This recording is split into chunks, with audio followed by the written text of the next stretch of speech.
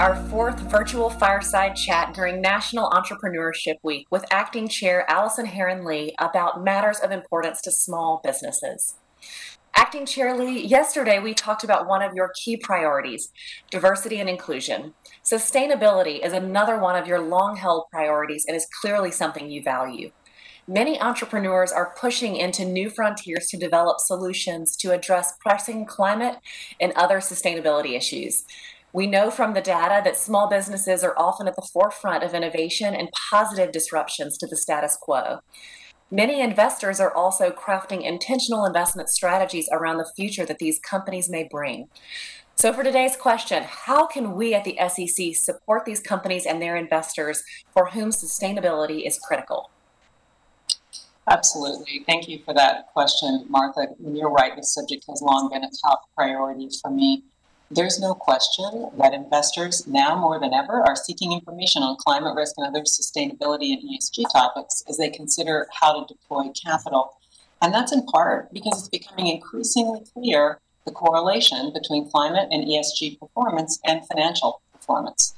ESG risks and metrics now often underpin traditional investment analyses that are designed to maximize risk-adjusted returns on investments of all types. So they really represent a core risk management strategy for portfolio construction. And so businesses, large and small, importantly, are increasingly competing for capital based on climate and ESG performance. And that makes it more critical than ever that the market has accurate information that's necessary for investors to assess to assess and price risk, and importantly, the opportunities. So for many smaller businesses, whether public or not, this poses an interesting challenge.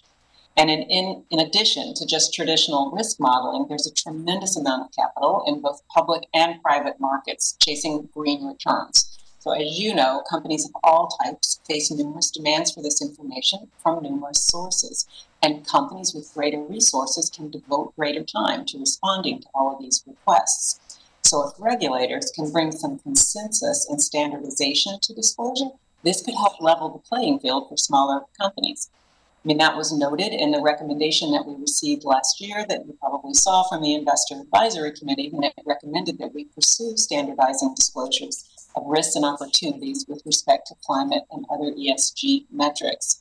So if we had a standard, take, for example, TCFD, businesses could orient themselves toward that and maybe shut out some of the noise coming from so many raters and indexers and others. And as you point out, Martha, it's very encouraging that small businesses and startups are proving to be the drivers of innovation in terms of finding sustainable solutions. So I say, let's do what we can to try to level the playing field for these companies by coming up with some baseline standards that will help them compete against some of the larger players. And let's help them showcase those opportunities and compete for investors who are seeking to drive capital towards sustainable solutions.